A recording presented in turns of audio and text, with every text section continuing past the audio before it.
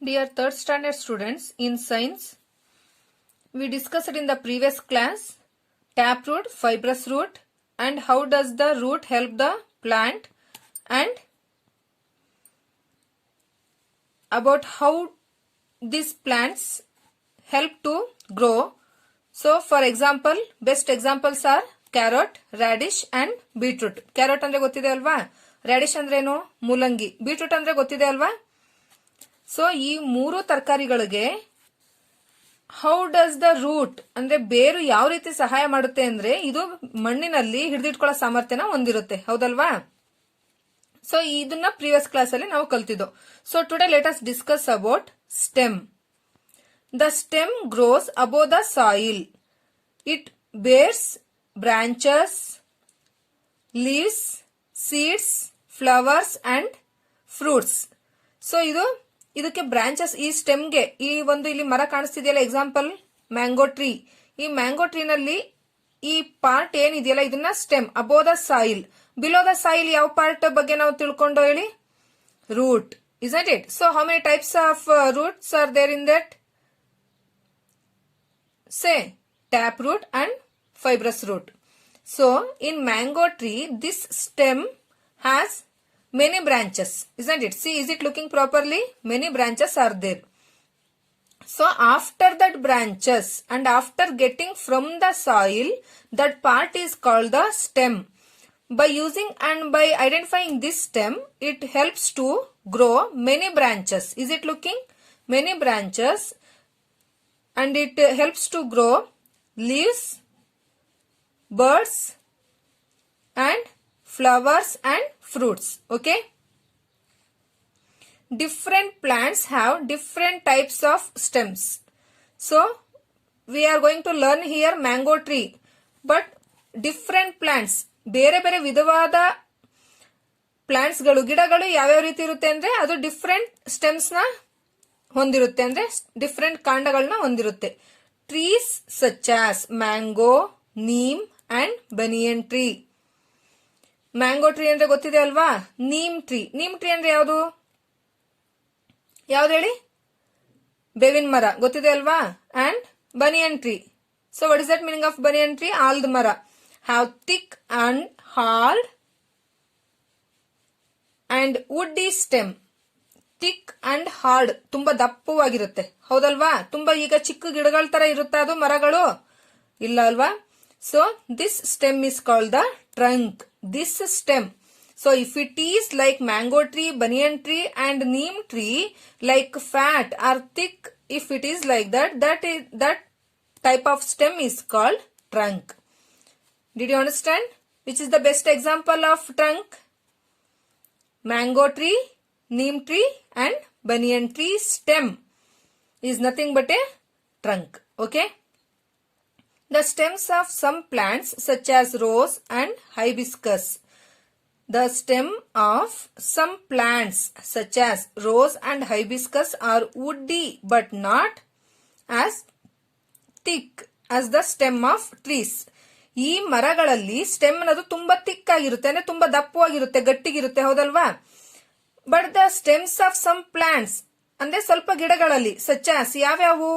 Rose and hibiscus, ದಾಸವಾಳ ಮತ್ತೆ ಯಾವ್ದಿದು ಗುಲಾಬಿ ಗಿಡಗಳಲ್ಲಿ ಯಾವ ರೀತಿ ಇರುತ್ತೆ?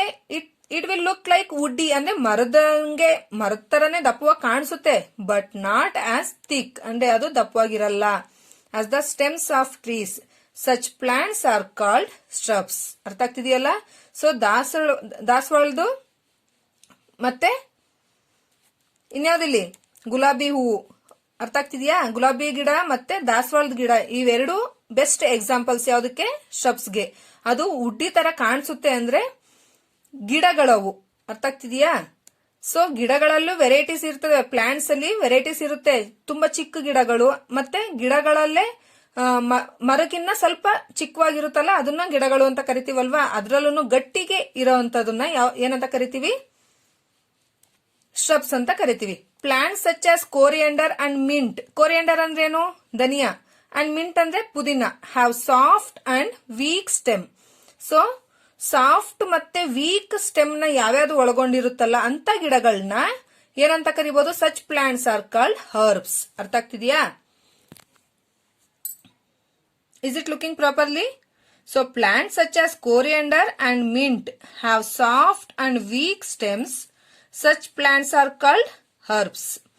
ಯಾವ್ಯಾವ್ದು ಕಾಂಡಗಳು, ಯಾವ ಗಿಡದ ಸ್ಟೆಮ್ ತುಂಬಾ ಸ್ಮೂತ್ ಆಗಿ ವೀಕ್ ಅನ್ಸುತ್ತಲ್ಲ, ಆ ಗಿಡಗಳನ್ನ ಏನಂತ ಕರಿತೀವಿ?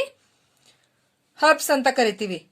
ತುಂಬಾ ಇದಾಗಿ ಅಂದ್ರೆ ಗಟ್ಟಿಗೆ ದಪ್ಪವಾಗಿ ಯಾವ್ದು ಕಾಣಿಸುತ್ತೆ? ಈಗ ತುಂಬಾ ದಪ್ಪಗಿರೋ ಅಂತದ್ ಯಾವ್ದು? ಮರಗಳು, ಹೌದಲ್ವಾ?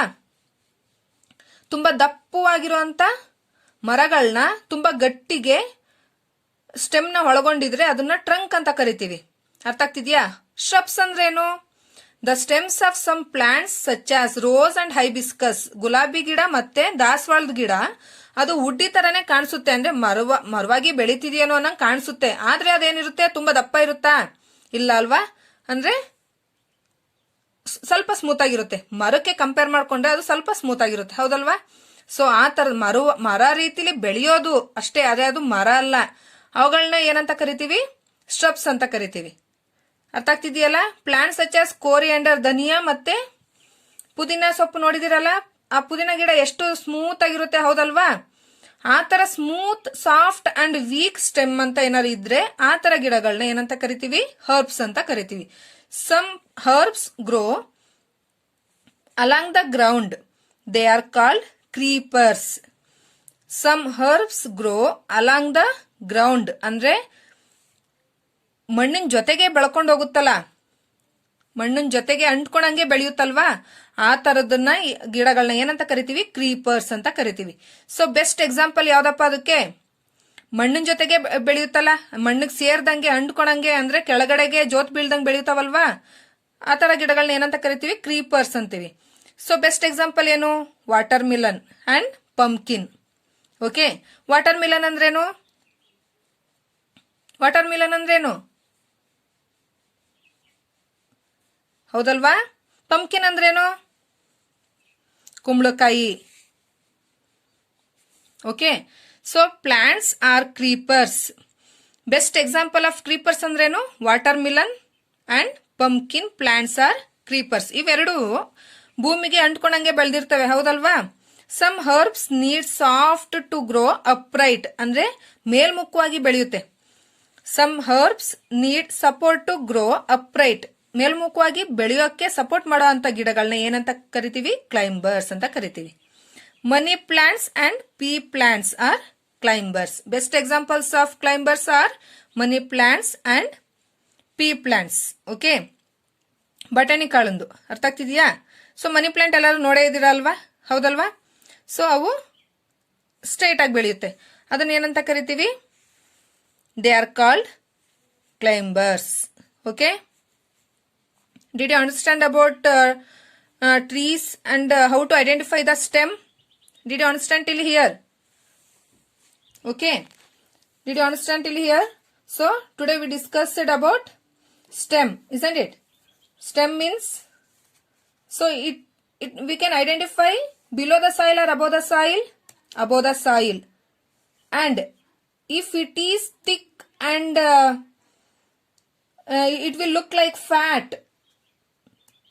If it is like that, so trees. And in trees, best examples of trees are mango, neem and banyan tree, because it has here thick and hard. It will be thick and hard will be there. Okay, so this stem is called the trunk. And shrubs means, best examples of shrubs are rose and hibiscus. So these two are the best examples of shrubs. It will look like and it will grow like tree, but it is not tree. Okay, it is smaller than tree, isn't it? And herbs means, best examples of herbs, coriander and mint, because it has soft and weak stems. So if plants have soft and weak stems, such plants are called herbs. Okay, if it is like some strong like rose and hibiscus, it is called shrubs. Did you understand? And here creepers means some herbs grow along the ground.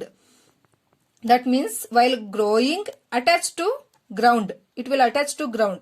So best examples are watermelon and pumpkin. Okay.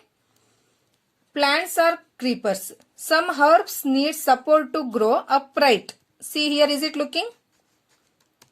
If it is like that, it is called climbers. So best examples are money plant and pea plant. Did you understand till here? Did you understand? Okay, enough today.